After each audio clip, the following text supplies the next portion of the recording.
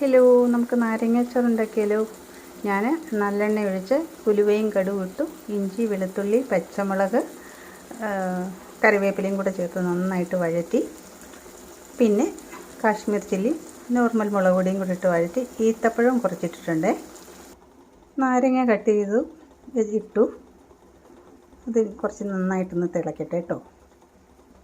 ഇതെനിക്ക് കുടിക്കാനുള്ള വെള്ളമാണ് ഉലുവ ഇട്ടിട്ടുള്ളത്. ഇത് എനിക്കുള്ള കഞ്ഞി ഇട്ടേക്കുന്നു.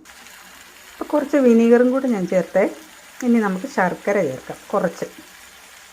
അപ്പം നമ്മുടെ എരിവും പുളിയും ഉപ്പുമൊക്കെ ക്രമീകരിക്കും. ഇന്ന് തുള്ളി വെള്ളം പോലും ചേർക്കല്ലോ കേട്ടോ, പൂത്ത് പോകും. നന്നായിട്ട് ഇച്ചിരി ചാറില്ലാതെ നന്നായി നാരങ്ങയൊക്കെ ഒരു ഫ്രൈ പോലെ ആകട്ടെ.